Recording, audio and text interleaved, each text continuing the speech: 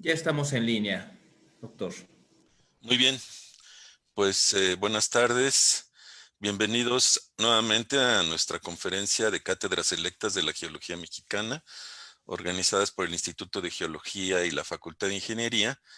En esta ocasión vamos a hablar del tema de la faja volcánica transmexicana y para eso tenemos de invitada a la doctora Teresa Orozco Esquivel, quien es académica del Centro de Geociencias de Juriquilla.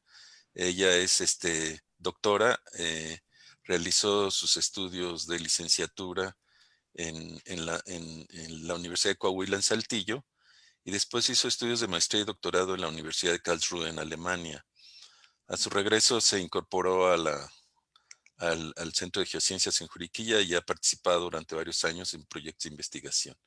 Ella pertenece también al Sistema Nacional de Investigadores.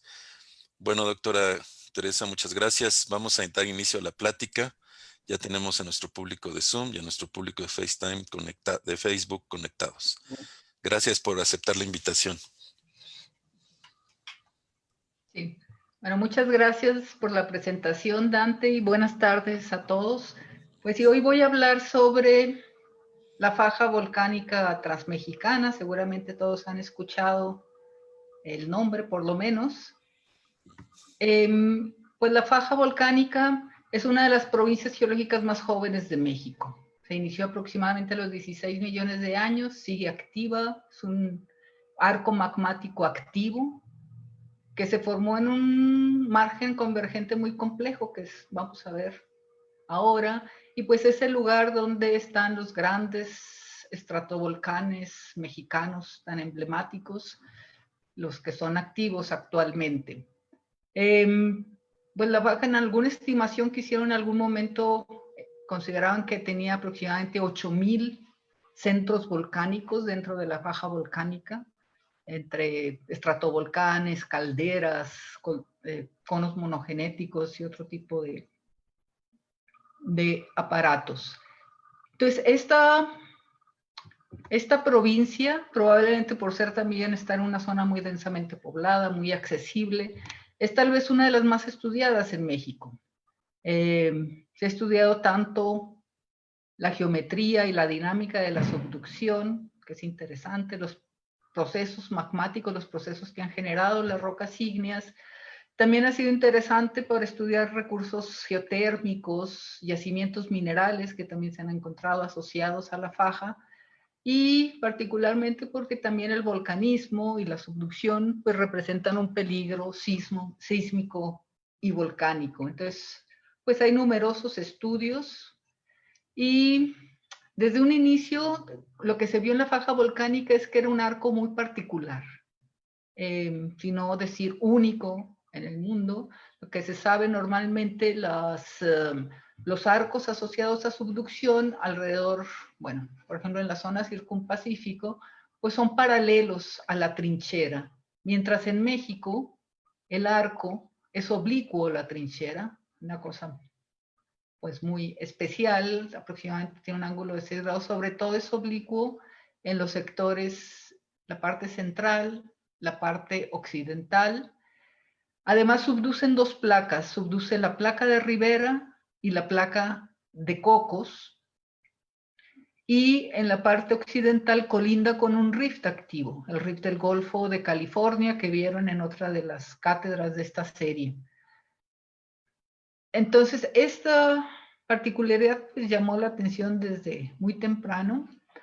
Ahora se interpreta que esta faja volcánica es la expresión más reciente de una historia muy larga de subducción a lo largo del margen pacífico, que se asocia primero a la subducción de la placa Farallón, que después se fragmentó en la placa Cocos y Nazca en el Mioceno temprano, y en algún momento, bueno, en el Oligoceno, la dorsal del Pacífico del Este choca con Norteamérica, se va consumiendo esa placa Farallón y después Cocos, hasta que al oeste de Baja California termina la subducción, empieza la apertura de la formación del Golfo de California y queda esta configuración. Por otro lado, en el sur, de México, los modelos muestran que asociado más bien a la tectónica del Caribe, un bloque, que es el bloque Chortis, migró hacia el este, lo que fue causando una reorganización de la posición de la zona de subducción y de la posición del magmatismo, y además de muchas otras circunstancias. Por ejemplo, el margen quedó truncado, o sea, rocas formadas a alta profundidad, rocas ígneas, intrusivos y rocas metamórficas, están ahora expuestas en la costa. Además, se iniciaron procesos de subducción por erosión.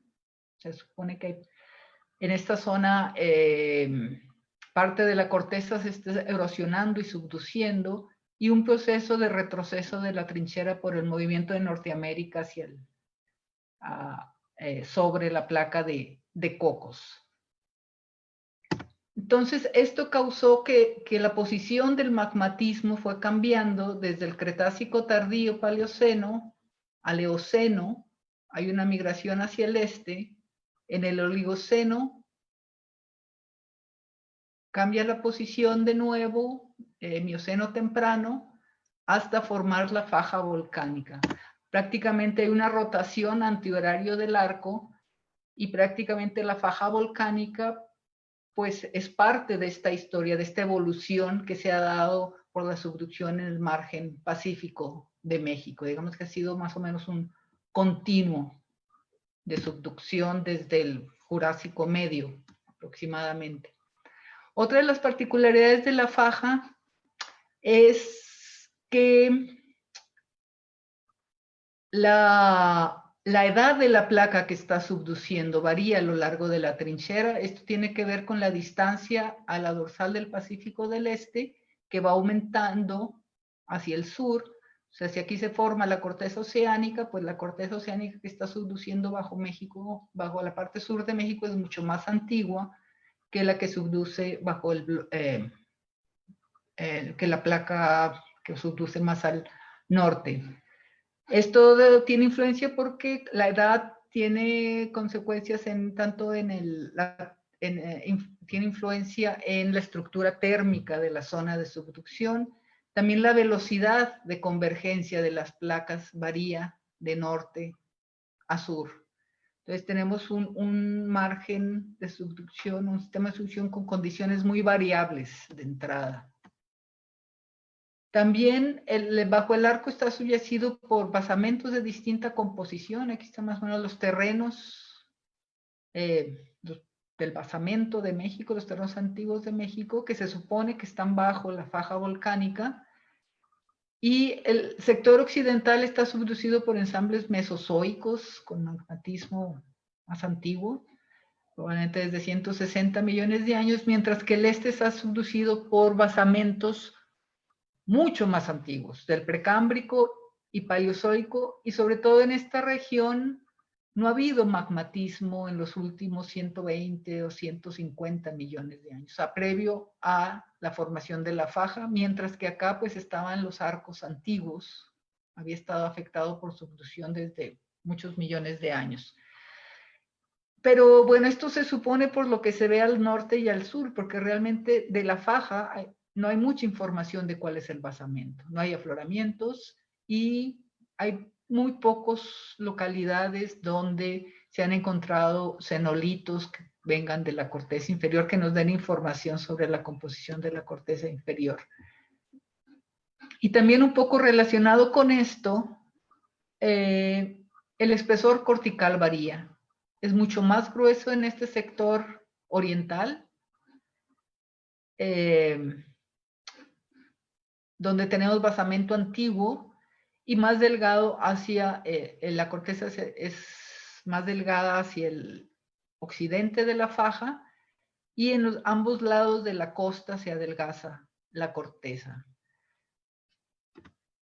Entonces, todos estos fenómenos tienen influencia en la composición de los magmas. Lo que vemos en la faja es algo también muy inusual para un arco volcánico. Los arcos volcánicos normalmente son de composición, los arcos volcánicos continentales son de composición calcialcalina, Mientras que en la faja volcánica hay presentes rocas alcalinas sódicas de tipo intraplaca, que son más típicas de un rift. Hay rocas alcalinas potásicas, que son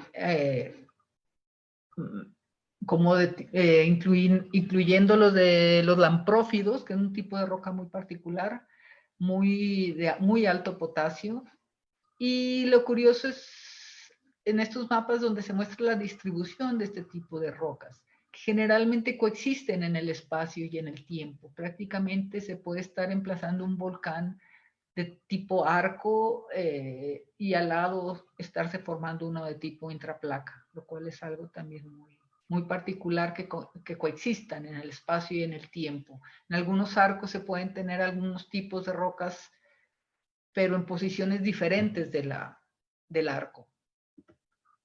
Y por último, también muy especial es la sismicidad. Una particularidad, si vemos aquí en este mapa se muestran los sismos,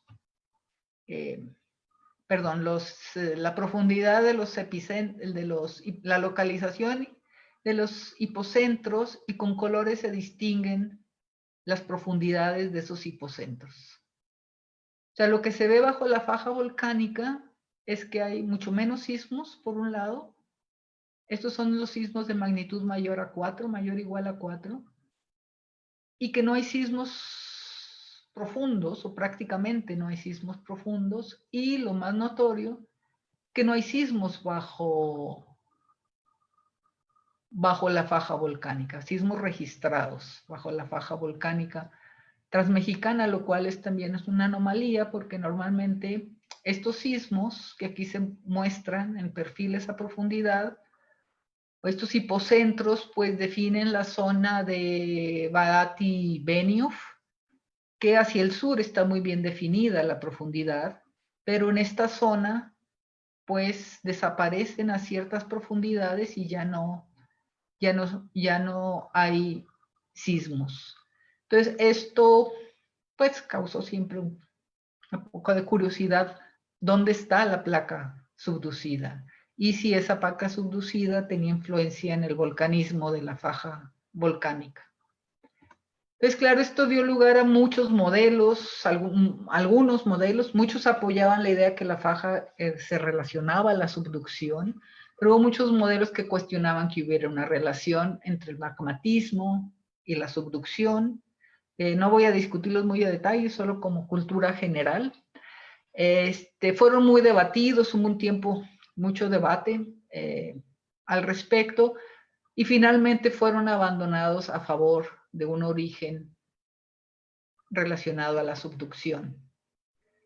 Y bueno, a la fecha pues se ha aprendido mucho sobre la faja volcánica, sobre cómo funciona el sistema de subducción, cómo ha evolucionado el magmatismo, y los grandes avances se ha hecho sobre todo integrando diversos tipos de estudios, integrando la información geofísica, geológica, petrológica, geoquímica, volcanológica, y con todo eso se puede tener una visión más completa de cómo evoluciona un arco que se forma en unas condiciones tan complejas.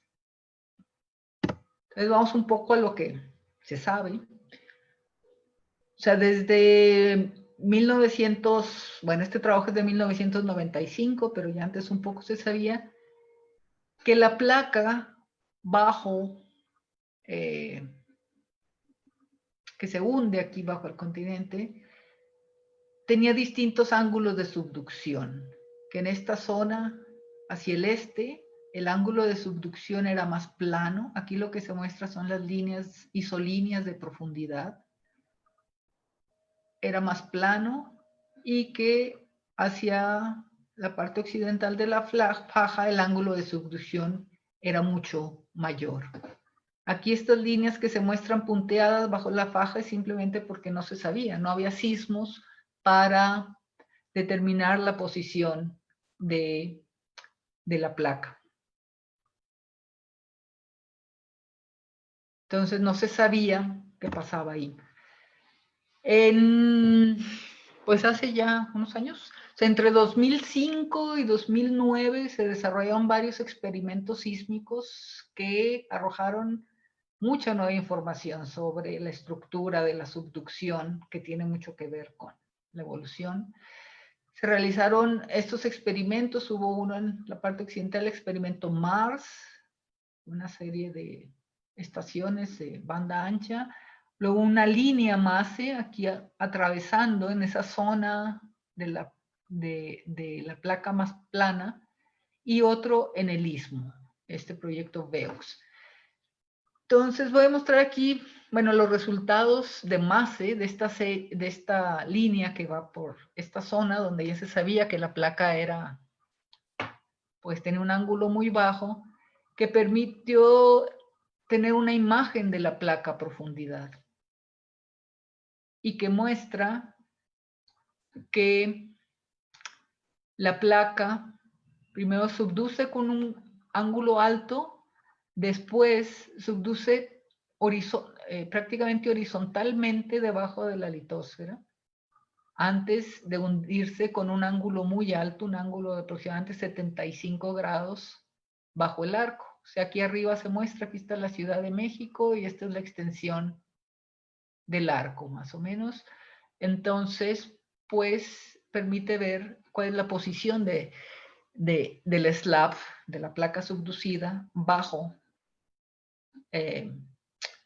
la placa. Y otras cosas que se encontraron es que este slab se encuentra solo a unos 3 o 5 kilómetros bajo el mojo, o sea, muy cerca de ese límite, y que no hay un manto litosférico, que es algo interesante. O sea, algo pasó, eso no sé, nadie lo ha enfrentado claramente, si ese manto se erosionó, pero no existe un manto litosférico en esta zona. Entonces eso permitió refinar estas isolíneas de profundidad de la placa y sobre todo bajo la faja volcánica. Aún no se conoce todo porque hay zonas sin datos, pero se tiene un mejor conocimiento de cómo es esa placa. Y algo que arrojaron también todos estos experimentos fue que había una segmentación de las placas. O sea, sobre todo con estudios de anisotropía sísmica, vieron que en esta zona, en el límite entre Rivera y Cocos, había una ruptura a profundidad. La placa estaba rota a profundidad, justamente en el lugar donde está el volcán de Colima, que está acá a la derecha también, y que a través de esa abertura en la placa y a través del límite de la placa en el otro extremo, había un flujo toroidal, un flujo de material astenosférico, material que viene de la parte inferior, abajo de la placa, y que es un manto enriquecido normalmente, y sobre todo un manto que no está afectado por la subducción, por los componentes que libera la placa en la subducción.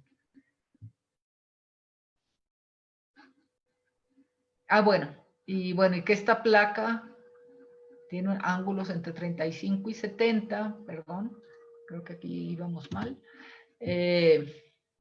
mientras que la placa de Cocos oeste tiene un ángulo menor. O sea, por eso se representa de esta manera aquí. O sea, la placa Rivera subduciendo con un ángulo más alto, la de Cocos con un ángulo menor, la Cocos oeste. Y después está el segmento subhorizontal. También en otros trabajos proponen que también hay una ruptura entre la placa de Cocos oeste y el segmento subhorizontal para dar 3 fragmentos de placa, que podría tener sentido si lo que vamos a ver después, que realmente muchas características del arco, en el volcanismo del arco es muy diferente entre el sector occidental, este sector central y este sector oriental. Y bueno, también el proyecto VEOX vieron que hacia el este, que ya no lo represento aquí con otra figura, la placa vuelve a subducir con un ángulo más alto, como se ve aquí, aproximadamente 26 grados, aproximadamente similar a como está acá, pero aquí aparentemente no hay una ruptura, sino simplemente hay como un plegamiento entre el segmento horizontal y el segmento que se hunde a mayor profundidad. Entonces, esa sería un poco la situación, digamos, lo que se sabe hasta ahora de cómo es la geometría de esa subducción y cómo varía a lo largo de la zona de subducción. Y una cosa importante es que esta subducción plana, más o menos, bueno, aquí están las dimensiones de esa zona de subducción plana o subhorizontal, se le llama, que esto podría explicar por qué el arco es oblicuo, ¿sí? Porque normalmente donde tenemos, como no hay un manto astenosférico encima de esa placa que subduce subhorizontalmente, pues no puede haber magmatismos. El magmatismo se va a extinguir en esa zona y va a aparecer cada vez posiciones más lejanas de la trinchera, que también es una particularidad del caso mexicano, porque en otros casos, como en los Andes, que fue de los primeros lugares donde vieron esta subducción plana, cuando hay subducción plana cesa por completo el magmatismo. Ya no hay magmatismo en las zonas, hay zonas de esta cadena de los Andes donde no hay magmatismo actual por esta subducción subhorizontal. Sin embargo, aquí en México sigue habiendo magmatismo a distancias muy grandes de la trinchera después de la subducción plana.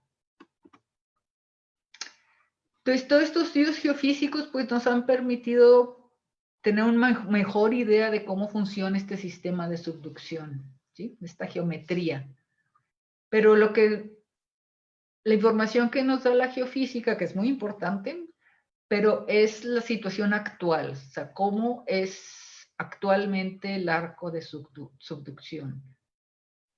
Si queremos saber qué tanto o cómo evolucionó la faja volcánica desde su origen hasta la fecha, cómo han evolucionado, pues ahí se necesitan otras disciplinas de trabajo, las herramientas clásicas de la geología, la cartografía, geología estructural, tectónica, combinada con estudios geoquímicos, estudios geocronológicos, nos pueden permitir ver cómo ha sido la evolución de este arco. O sea, por una parte, o sea, compilando toda la información que se ha publicado sobre los sistemas de fallas en la faja volcánica que se representan en esta figura, pues se ve que hay direcciones de fallas muy distintas a lo largo de la faja, primero.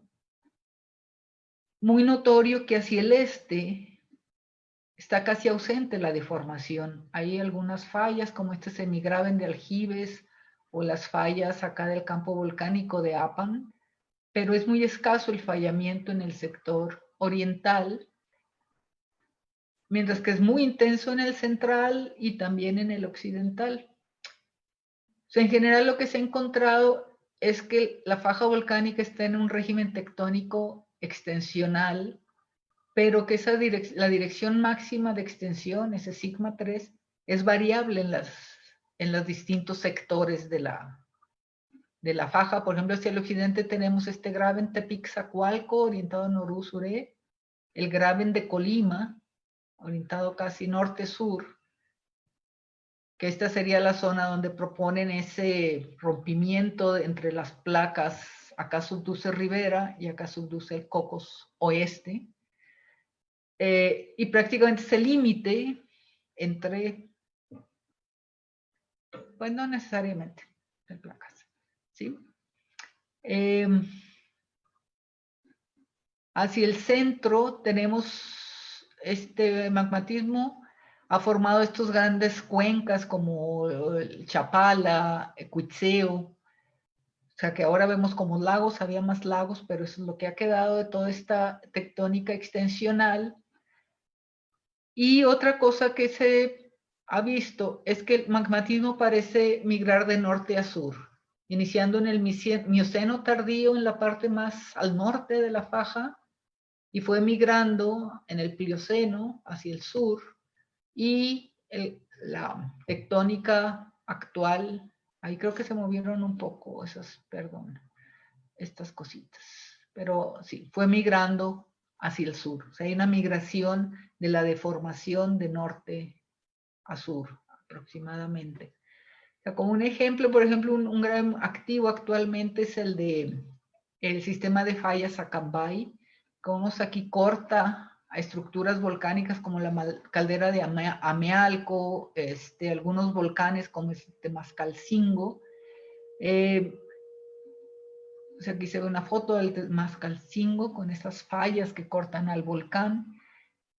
Este es un graben asimétrico, y en este se ha encontrado en todo el centro de México que las fallas tienen una pequeña componente lateral izquierda que han explicado por esta subducción que es oblicua a la faja, que es un acomodo de la partición, de la deformación. Y aquí lo interesante es, por ejemplo, que ha habido sismos activos, o sea, sismos de la placa continental, como el sismo de Acambay de 6.9, o sea que hay una tectónica activa que puede ser bastante distante. Esto fue un sismo bastante destructor. Y otro sismo de Marabatío de 5.3. Entonces tenemos una tectónica activa en esta dirección que varía de norú-suré a este-oeste. Las fallas, perdón. O sea, la extensión sería aproximadamente norú-suré a norte-sur en esta región, y contrasta mucho con lo que se observa al norte. O sea, al norte, en la región San Miguel de Hidalgo, Querétaro, se ve una deformación más bien de estilo tridimensional, que indica la reactivación de distintos sistemas de fallas con distintas direcciones, y que es más complejo. Entonces, sí. Otra de las cuestiones es que el arco, que se ve en los datos más empleando los datos geocronológicos y conociendo la posición de las muestras fechadas.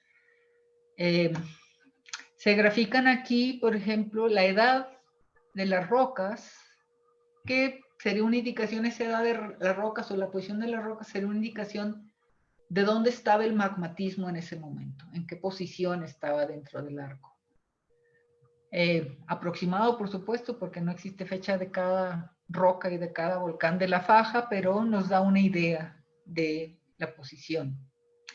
Entonces, lo que se observa, si graficamos la distancia de cada punto fechado hacia el frente volcánico de forma perpendicular contra la edad, vemos que, por ejemplo, en el occidente el arco ha ido migrando hacia el frente volcánico. Este sería el frente volcánico en cero. Entonces el arco, sobre todo el frente volcánico, se ha ido moviendo hacia la trinchera, prácticamente hacia el frente y hacia la trinchera.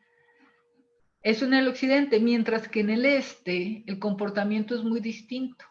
O sea, se observa que el magmatismo primero se aleja de la trinchera por aproximadamente 200 kilómetros, o bueno, se aleja del frente también, se puede ver así, y alcanza un máximo aproximadamente a 10 millones de años, y después la posición del magmatismo regresa, digamos, regresa al frente actual hasta llegar a la posición que conocemos actualmente, en el frente volcánico. Entonces esto nos indica que la faja volcánica en el pasado ha tenido cambios muy importantes, cambios en la posición, también en el ancho del arco. Si ven aquí, no sé, a 15 millones de años, el arco tenía una menor ancho que a los 10 millones de años, que el ancho era mucho más mayor.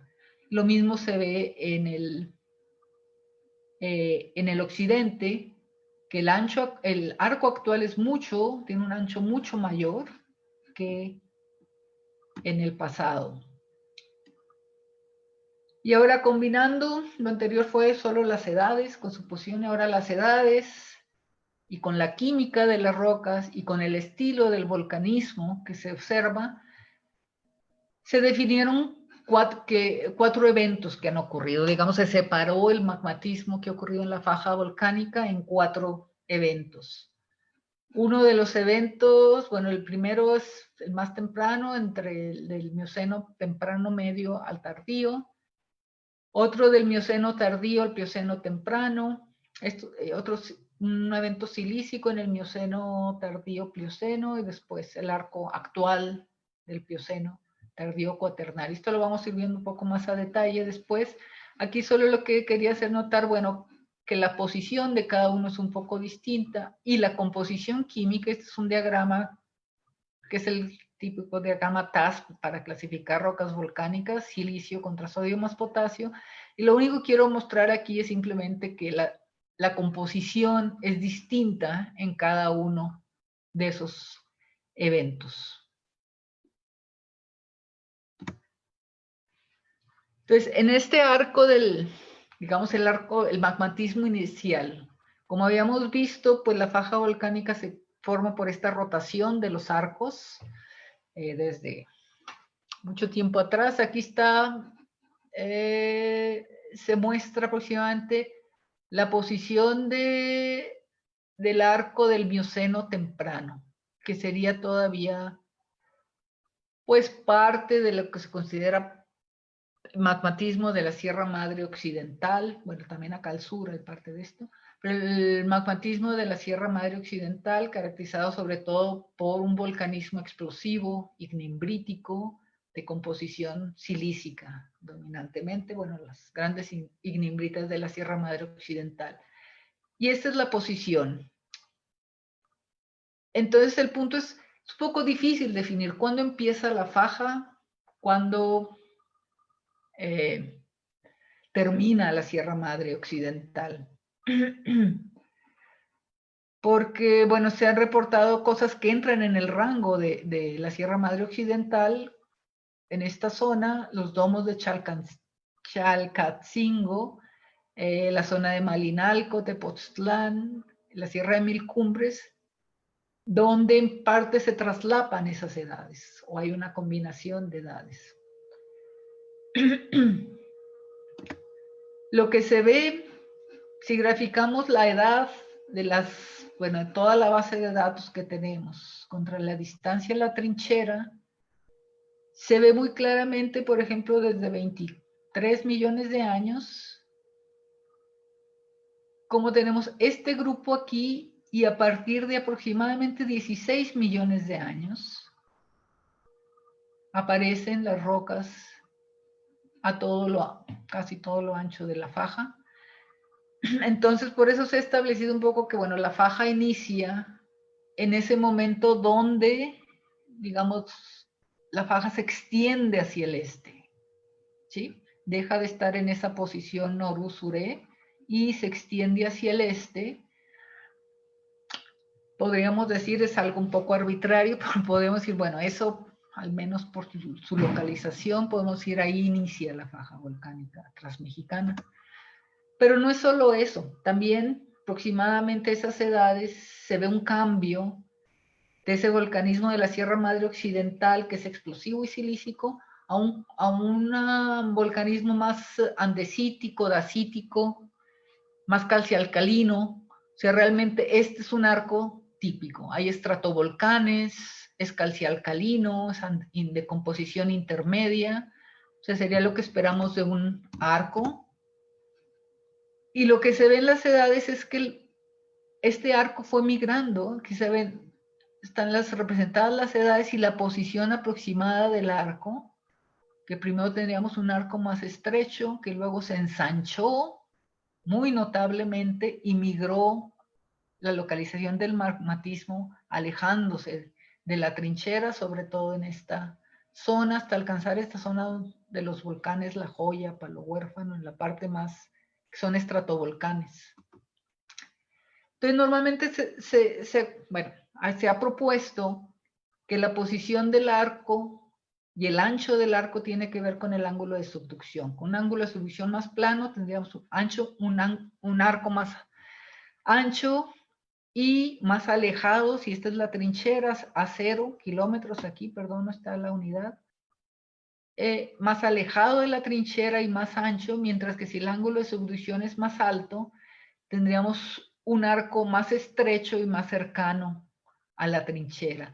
Entonces, lo que nos indica esta migración es que esa subducción subhorizontal que vemos ahora, en realidad se prolongó por muchos más kilómetros en el Mioceno medio a tardío, en esta migración. O sea, que había una subducción plana mucho más larga que lo que conocemos ahora. Y una de las características más distintivas de este evento es la presencia de rocas adaquíticas. Son rocas también calcialcalinas, pero unas características muy particulares que generalmente se han interpretado como formadas por la fusión de la placa subducida. Se requiere una fuente eclogítica para poder tener esa composición. Aquí vemos, por ejemplo, en gris las rocas adaquíticas y en estos símbolos de diversos colores, la composición de las rocas que están en el frente volcánico de esa época. Y vemos que las composiciones son muy distintas. Entonces, esto se ha interpretado que fue el resultado de esa subducción subhorizontal muy prolongada, que lo que ocurre es que al mantenerse la placa a una presión relativamente baja, digamos, porque no está muy profunda, por mucho tiempo, la temperatura en la placa puede ir aumentando y puede llegar a fundir, puede cruzar ese solidus y fundir, y la temperatura a la que funde dependerá pues de cuánta agua que tiene aún la placa después de la deshidratación. Entonces estos volcanes son muy importantes, se ven, bueno, aquí en La Joya, Palo Huérfano, en Palmasola también se han reportado ese tipo de Cerro Grande, ese tipo de rocas. Todos están a distancias muy grandes de la trinchera, de más de 400 kilómetros desde la trinchera actual. Entonces, una de las cosas importantes es que con este volcanismo termine el avance. Ahí deja, digamos, todos están en la zona más lejana a la trinchera. Ese fue el máximo avance que tuvo el arco en su migración. Y después de eso viene un cambio de nuevo muy radical. Igual como lo vimos antes entre Sierra Madre Occidental y Faja, en el Mioceno tardío, Plioceno temprano, se emplazan un evento de rocas máficas, basaltos, andesitas basálticas, que forma grandes mesas basálticas y que va migrando desde el occidente, 11.5 a 10 millones de años, al centro 9.9 a 7.5 hasta 4 millones de años en el este, más o menos. Y en todas esas localidades vemos lo mismo. O sea, grandes mesetas de basaltos. Bueno, las más extremas están en los altos de Jalisco, en la zona occidental, es una zona muy grande, alcanzan hasta 700 metros de espesor aquí en el río Santiago, pero están presentes también junto a esos volcanes que vimos antes, los volcanes adaquíticos. Después el siguiente evento son mesetas de basalto, están cubiertos por mesetas de basalto, lo vemos al este en Zimapán y hasta Atlanchinol, y todo es el mismo estilo de magmatismo, o sea, flujos de lava superpuestos, muchas veces sin suelo intermedio, o sea, que indica que fue un emplazamiento muy rápido.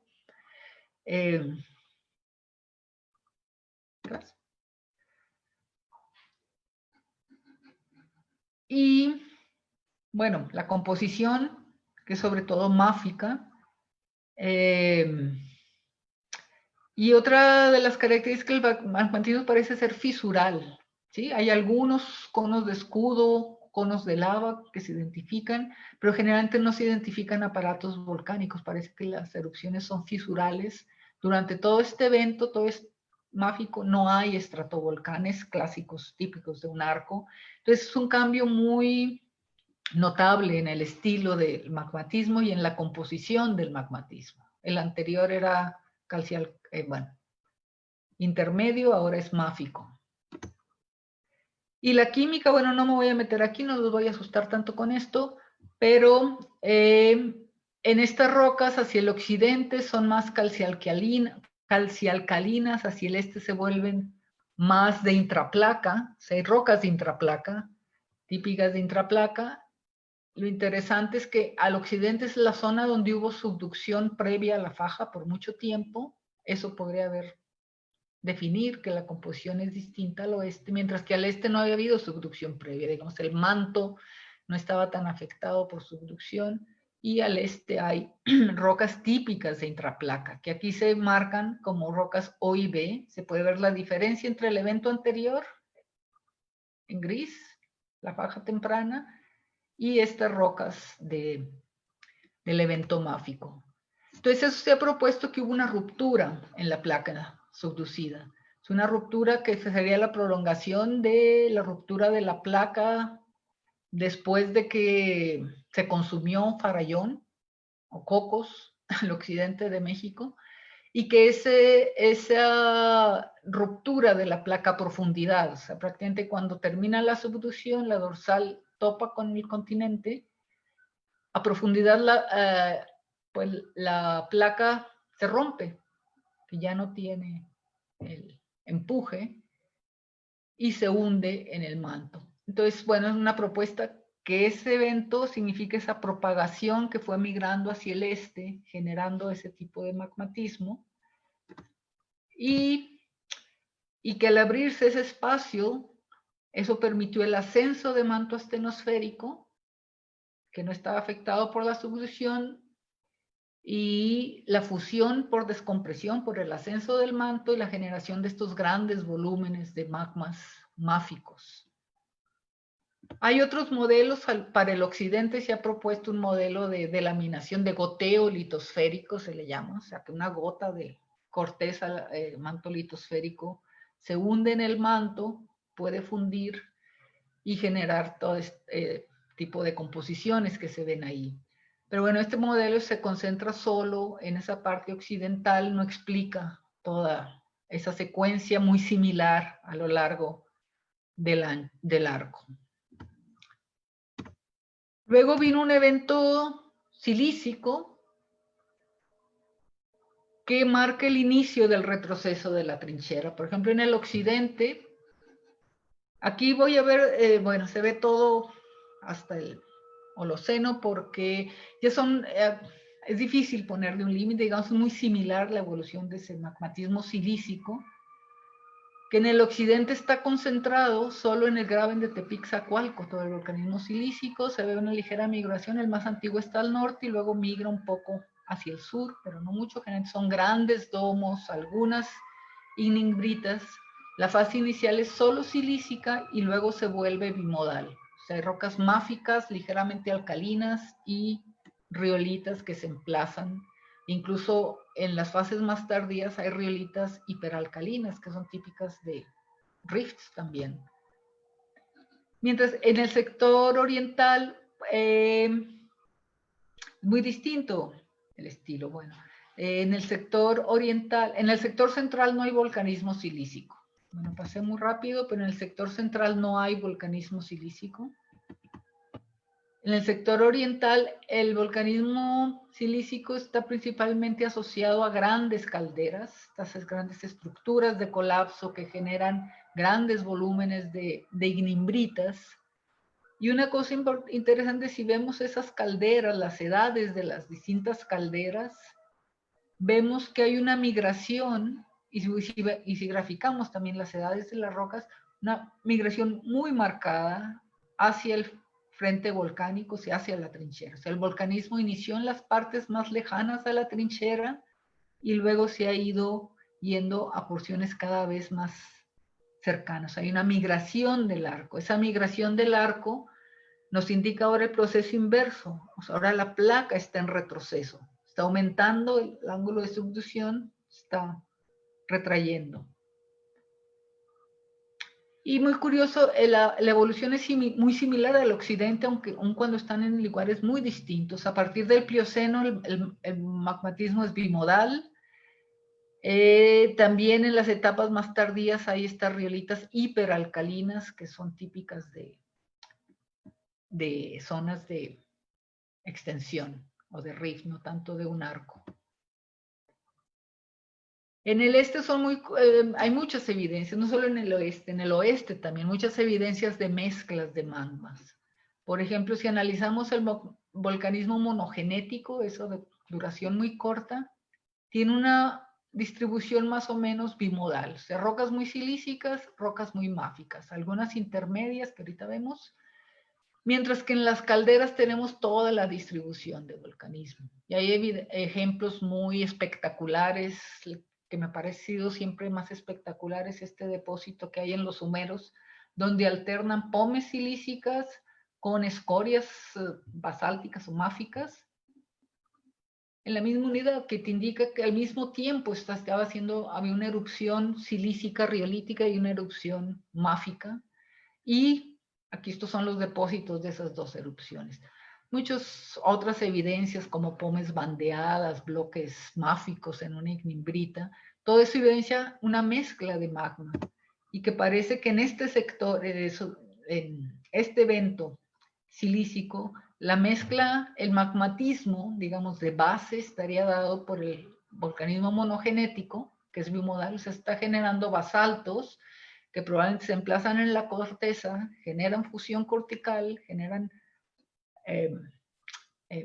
bueno, el proceso es más largo, pero se generan magmas riolíticos por fusión de la corteza, magmas basálticos del manto, y que en estas grandes calderas que se asocian a grandes cámaras magmáticas, pues ocurre una mezcla de esos dos, que lo vemos en los isótopos que nos marcan, o sea, desde las rocas más de corteza hasta las rocas más de manto, una línea de mezcla o distintas líneas de mezcla para las distintas calderas.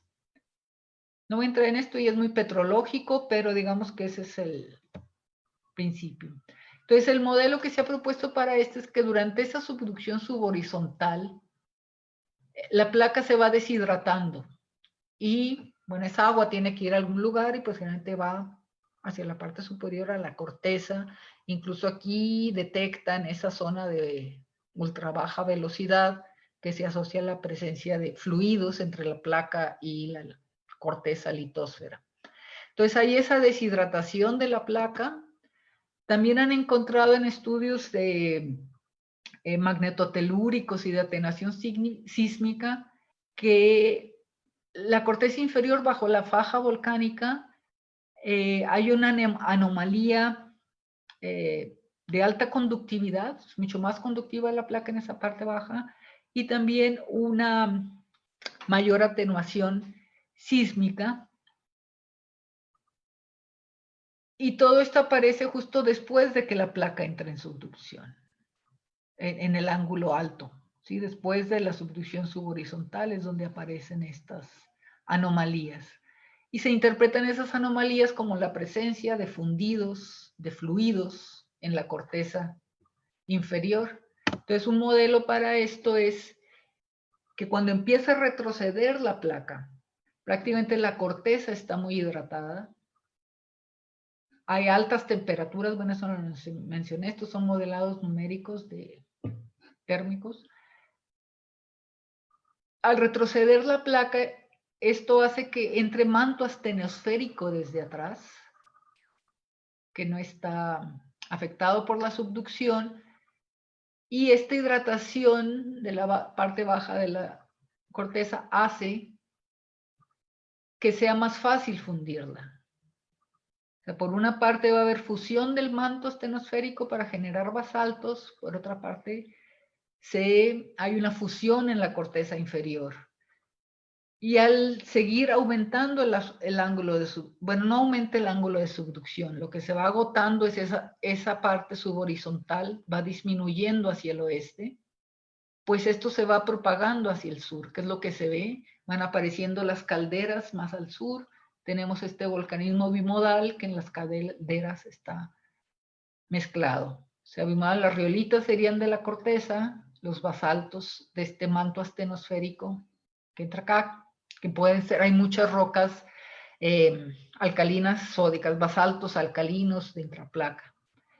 Y eso sigue avanzando hasta la posición actual. Entonces es un proceso continuo que vamos viendo cómo el mismo proceso muy similar se repite desde la caldera más al norte, Carboneros, luego lo vemos en Acapulco, luego lo vemos en Humeros, casi la misma secuencia volcánica incluso.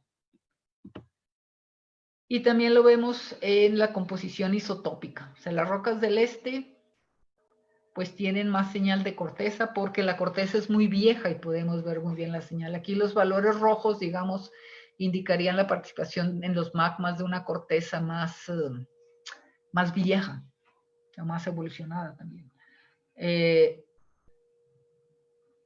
Entonces se puede ver aquí, al tener esta corteza más vieja, se ve esa influencia de la corteza. Al occidente es más difícil verlo porque tal vez la corteza no tiene un contraste de composición tan grande por ser también rocas de arco.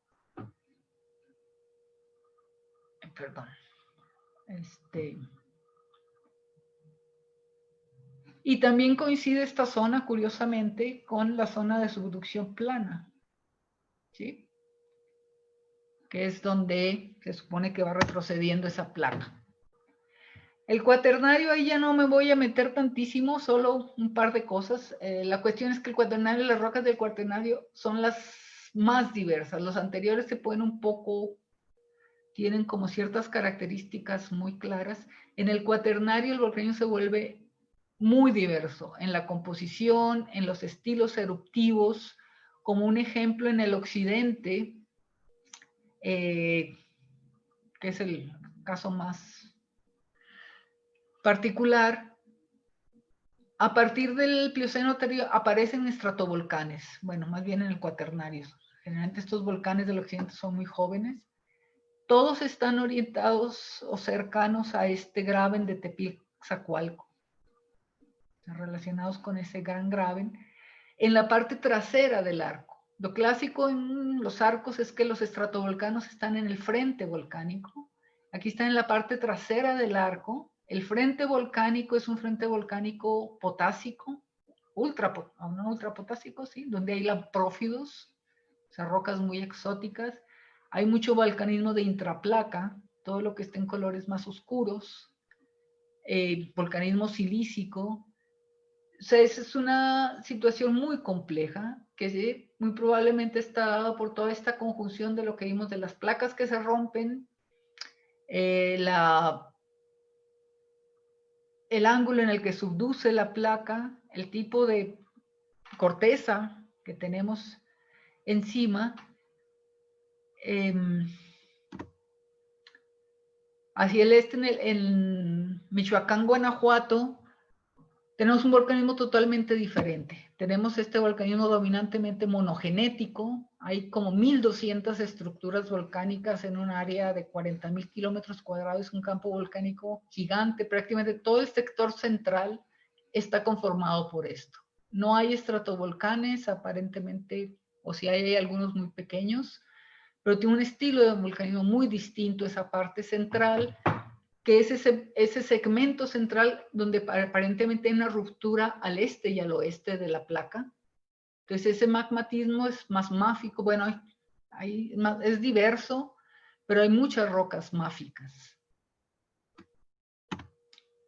Y bueno, los estratovolcanes, que claro, están al frente volcánico. Ahora voy un poco más rápido porque creo que se me está acabando el tiempo. El Nevado de Toluca, el Popocatépetl, Pico de Orizaba, la Malinche, que se consideran todos volcanes activos, y estos se forman a partir del Plioceno. Bueno, se empiezan a formar a partir del Plioceno tardío en las zonas más lejanas y van migrando también hacia el sur. Muy difícil de explicar toda esta diversidad magmática, por eso ya no me adentré tanto a esto, porque prácticamente cada volcán que han estudiado han propuesto un modelo diferente. O sea, básicamente es muy diverso. O sea, el magmatismo de arco pues se genera donde tenemos una zona de subducción, la placa que se hunde, hay una serie de reacciones metamórficas, se liberan fluidos, la placa puede fundir, la placa puede llevar sedimentos, o sea, subducen sedimentos que también aportan fluidos o fundidos, que entran al manto Ahí se discute mucho si como fluidos, si como fundidos, si reacciona, si es una mezcla física. Y básicamente lo que funde es esa mezcla, ese manto que teníamos aquí con los aportes de la subducción para generar magmas. Entonces participan el manto, los componentes de la subducción, la corteza continental. Cuando ascienden los magmas, bueno, ahí hay dos modelos, que cuando ascienden los magmas basálticos del manto se estacionan en la corteza y ahí evolucionan para dar estas composiciones intermedias, calcialcalinas, monótonas. Los estratovolcanes tienen una composición muy monótona y se emplazan después. Y luego están estos modelos que ahora realmente se propusieron hace muchos años, pero ahora están muy actuales, de que además de los sedimentos que vienen ya con la placa basáltica, al subducir hay una subducción por erosión. O sea, la placa continental en la interfase aquí con el slab se va erosionando y se va arrastrando ese material hacia el fondo y que eso funde, o puro con mezclas del manto, y asciende básicamente ya como un magma evolucionado desde la base de la corteza. ¿Sí? Entonces, digamos, son como las dos escuelas, yo le llamo los corticales contra los mantélicos. Se generan las andesitas en el manto, se generan en la corteza. Y es una de las grandes discusiones. Y bueno, yo creo que lo dejamos ahí. Hay muchos modelos petrogenéticos, muchísimos. Pero a final de cuentas, el magmatismo de la faja volcánica pues resultó de todos estos cambios en la dinámica de la subducción. O sea, la dinámica de la subducción en el tiempo ha influenciado la posición del arco, la composición del magmatismo, el estilo del magmatismo y también la deformación de la corteza continental. Es muy probable que esta migración del fallamiento hacia el sur, una de las ideas es que tiene que ver con este retroceso de la placa. Y bueno, eso es un poco lo que les quería comentar sobre la faja volcánica transmexicana. Gracias. Muchas gracias, doctora Teresa Orozco. Te agradecemos mucho que hayas hecho este esfuerzo de síntesis que se me hace espléndido y muy claramente explicado, y yo espero que nuestros alumnos hayan tomado provecho de esta plática tan clara, tan pausada, parsimoniosa, que seguramente les va a permitir tener muchas reflexiones sobre la faja volcánica transmexicana. Tenemos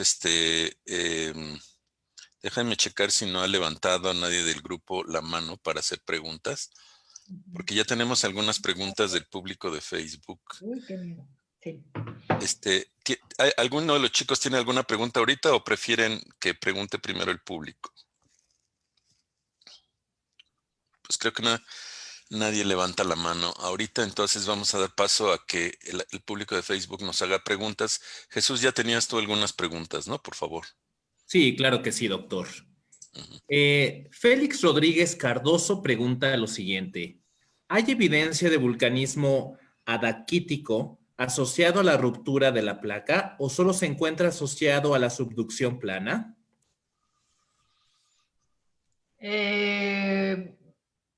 Bueno, sí, ahí es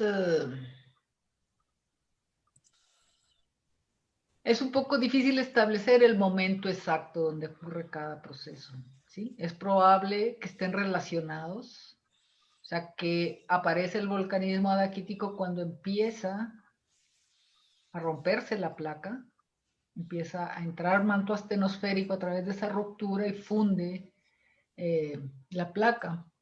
Ahí lo particular es que las adaquitas no se conocen en el sector occidental, se conocen solo en el sector oriental.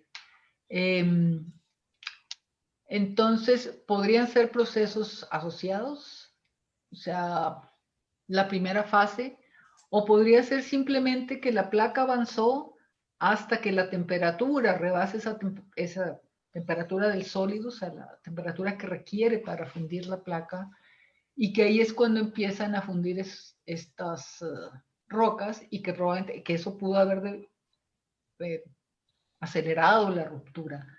Pero es difícil establecer así con tanto detalle esto porque, bueno, todos estos trabajos se basan en la geología de superficie. O sea, podemos intuir con base en las edades y en la composición química qué es lo que pasó, pero la secuencia exacta es un poco más difícil. Pero es probable que hayan coincidido. Muchas gracias, Tere. Ya tenemos una pregunta de uno de nuestros alumnos y luego regresamos a las preguntas del Facebook, ¿no? A ver, Manuel Contreras, ¿y puedes hacer tu pregunta, por favor? Sí, buenas tardes. Muy interesante su plática, doctora. Gracias. Al principio pensé que la variación en el ángulo de subducción podría estar relacionada con la edad de la placa que subduce, pero parece que eso no es así. Entonces, mi pregunta es, ¿a qué se debe la subducción subhorizontal que se observa hacia el sureste? Ah, sí. Bueno, ahí hay muchas ideas. Incluso tenía por ahí una diapositiva que había preparado. No sé, ya no está la presentación, ¿verdad? No la estamos viendo. No sé si la deja. Ahí está ya. Ya está. Bueno, hay unos modelos. Bueno, se ha visto que la edad no tiene nada que ver. O sea, hay estudios que muestran, bueno, gente que decía que cuando subduce corteza muy gruesa, cuando la placa oceánica es muy joven, esto del ángulo de subducción, pero se ha visto que no hay ninguna correlación a nivel global. Aquí en México se ha visto varias cosas. Por ejemplo, a 17 millones de años cambió muy rápido la tasa de dispersión en la dorsal del Pacífico. Se aceleró de 4 a 10 centímetros por año. Entonces eso pudo haber influido una velocidad más rápida de la placa, la tasa de dispersión en la dorsal. El eslave es joven, también puede influir.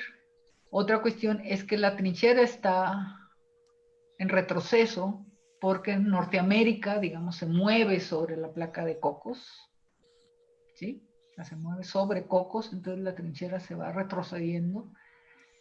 Hay unos modelos que hablan que un aumento en la viscosidad de la cuña del manto, que hay menos fluidos por alguna cuestión, o sea, no llegan los fluidos al manto, la placa se puede deshidratar antes por ser muy joven, entonces aumenta la viscosidad y hay un efecto como de succión. Son modelos que ha hecho los Glassmanea, un efecto de succión que hace que la placa se pegue, digamos, a la litosfera, ¿sí? Otro efecto que han hablado es la corteza gruesa que tenemos en el centro de México, que eso pudo haber favorecido también esta succión. Es más o menos las ideas que se han manejado de por qué inició la subducción subhorizontal, pero creo que es uno de los grandes temas que es difícil saber, digamos ahí, bueno, estos modelos numéricos pues ayudan, pero es lo que tenemos. O sea, qué propiedades o características pueden favorecer o no que ocurra esto. Aquí modelan en corteza delgada, como acá en el sur, no hay subducción plana, no hay esa succión, mientras que cuando hay una corteza gruesa, un tope de corteza gruesa, ocurre esto. Son las ideas que existen. Muchas gracias. Gracias. Gracias. Tenemos otra pregunta del público de Facebook. Adelante, Jesús. Claro que sí, doctor. Óscar Izaguirre pregunta lo siguiente. ¿Qué relación tiene el vulcanismo y magmatismo reciente de la planicie del Golfo de México, como la Sierra de Otontepec en Veracruz y la Sierra de Tamaulipas con este arco y subducción? Gracias de antemano por la respuesta. Sí. Bueno, hay esos trabajos de Robán de los 80s, 70s, 80s, que hablaban que había una provincia alcalina oriental, o sea, que llamaban magmatismo alcalino y que llegaba hasta la faja, hasta más al sur de la faja.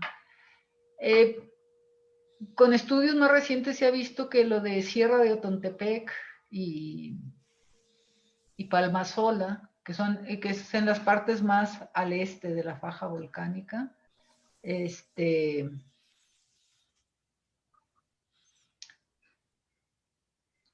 En esas partes más al este de la faja volcánica, realmente el magmatismo está asociado a la subducción. Se ve, bueno, estas cosas que hemos visto, que mostré en otros lugares donde coinciden espacio y tiempo rocas calcialcalinas, de intraplaca, y desde hace muchos años se considera que esos campos son parte de la subducción. Más bien Otontepec sería parte de ese evento mágico. Y si ven, ese evento mágico fue a 7 millones de años, y lo que hay en Tamaulipas son rocas, bueno, hay rocas muy antiguas, pero bueno, ya no tendrían relación, son rocas más asociadas a la evolución de la Sierra Madre Occidental.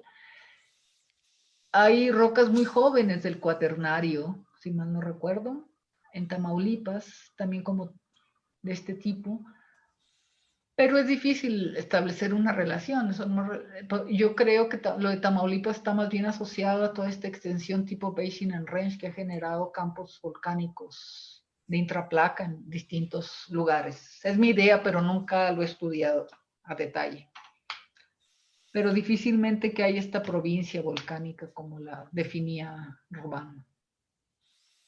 Muy bien, pues muchas gracias, Tere. Vamos a pasar a otra pregunta de los alumnos del curso de Geología de México.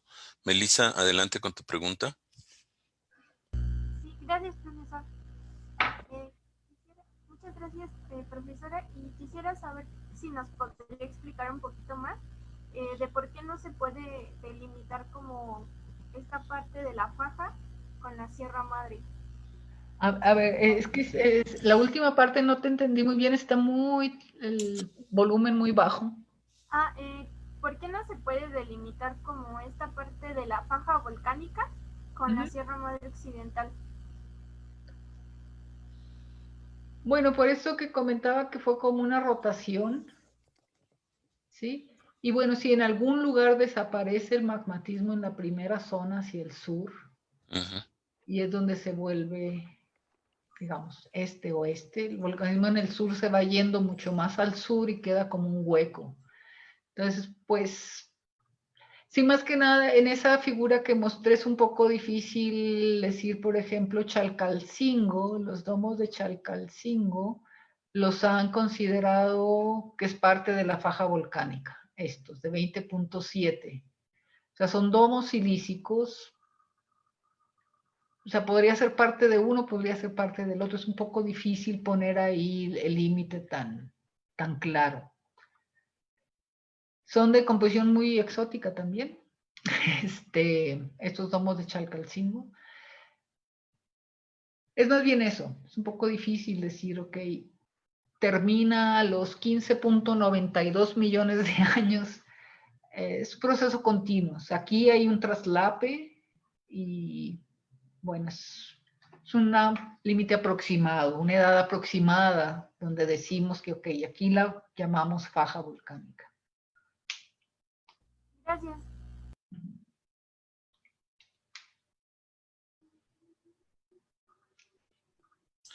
¿Tenemos más preguntas del público de Facebook, Jesús? Sí, doctor, tenemos más preguntas. Benito Noguesal pregunta lo siguiente. ¿Por qué en el sector occidente de la faja volcánica transmexicana hay extensión, entre paréntesis Graben, Tepic, Zocoalco, cuando en el East Pacific Rise está tan cercano, siendo placa oceánica muy joven y boyante, entre paréntesis flotabilidad? Ajá. Ahí voy a buscar una figurita donde se vea eso. Aquí.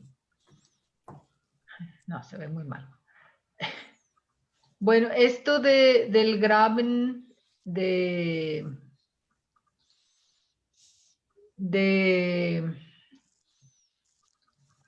Tepic-Zacualco, Colima, esta zona, que fue una zona donde en algún momento propusieron que aquí había un rift continental, que la dorsal del Pacífico Este había saltado al continente, que esto era un punto triple, como los que inician los rifts continentales, y que básicamente el bloque Jalisco se iba a separar de México. Pero bueno, después ya que hicieron estudios de cinemática de fallas, vieron que, bueno, las fallas no indicaban eso.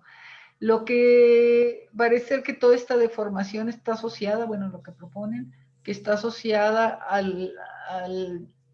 al estado de esfuerzos que ocurre por la subducción de Rivera, Cocos, son dos placas distintas, con Norteamérica moviéndose en el otro sentido.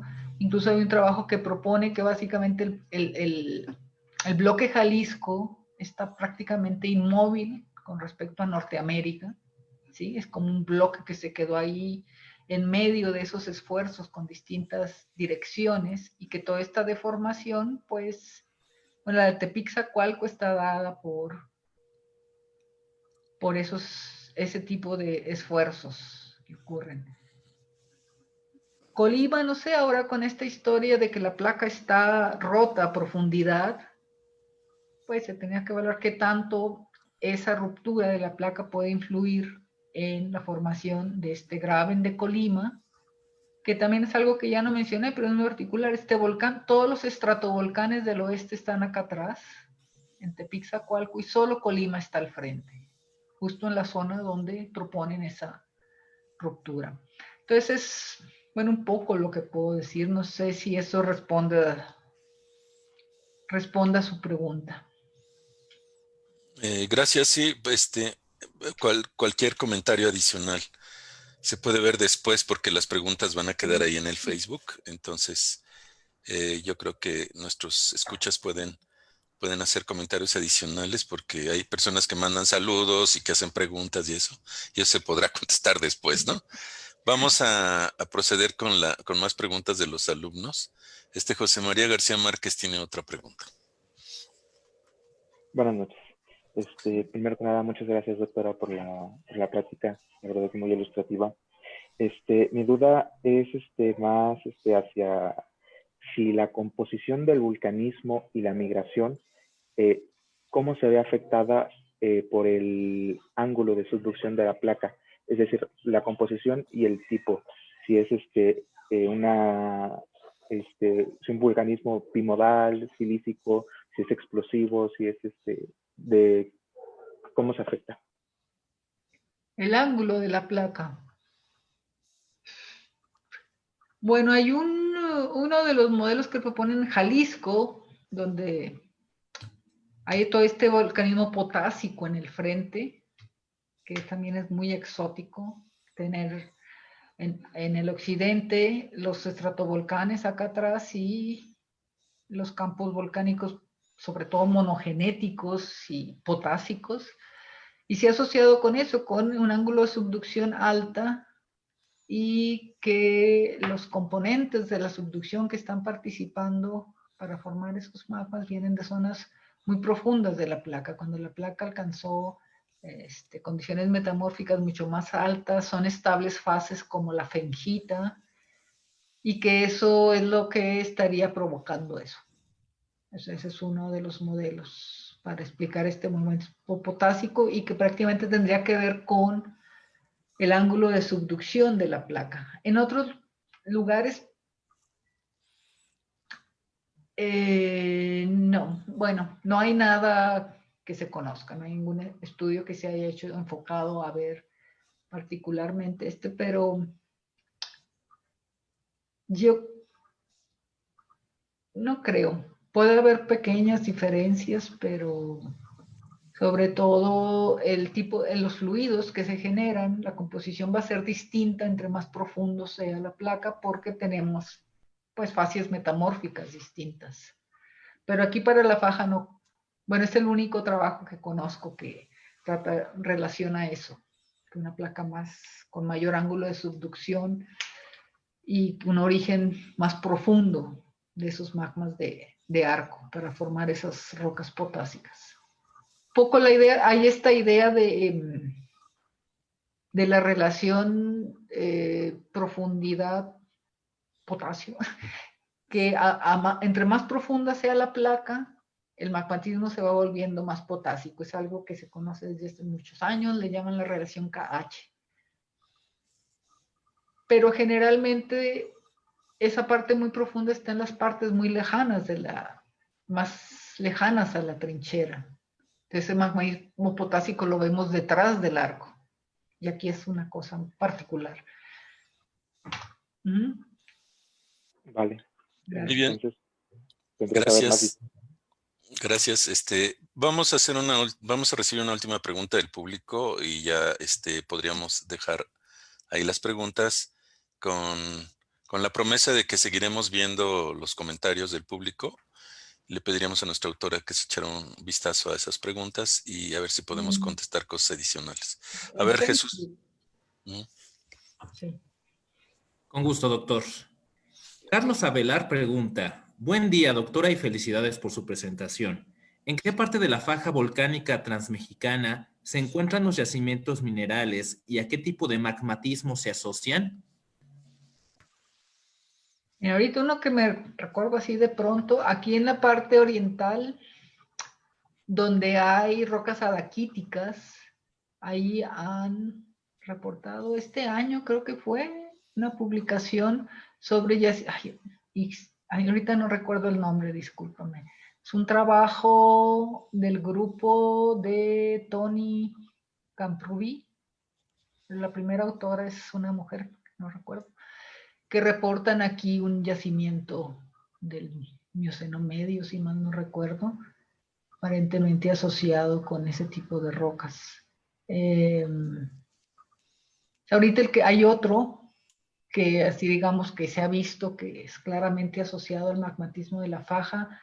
Recuerdo que acá en los volcanes, buscan mucho los volcanes adaquíticos, porque hay un modelo entre la gente que se dedica a yacimientos minerales, de una asociación de estas rocas adaquíticas a yacimientos minerales. Entonces también alguna vez me enteré que andaban explorando aquí el volcán San Pedro, un volcancito que está por aquí en la zona. Y en general las zonas donde hay rocas adaquíticas buscando yacimientos. Muy bien, pues muchas gracias, Tere. Te agradecemos mucho tu presencia. Queda grabada tu plática para la colección que estamos haciendo en YouTube. Y al público que quiera volver a ver esta charla o alguna otra de nuestra serie, puede visitar la página del Instituto de Geología y ahí están presentes las grabaciones. Pues te agradecemos mucho, Tere, y esperamos verte pronto en nuestro ciclo de conferencias. Muchas gracias a Gracias ustedes por por todo. la invitación y gracias a todos los que la escucharon Muy bien. atentamente. Gracias. Ya.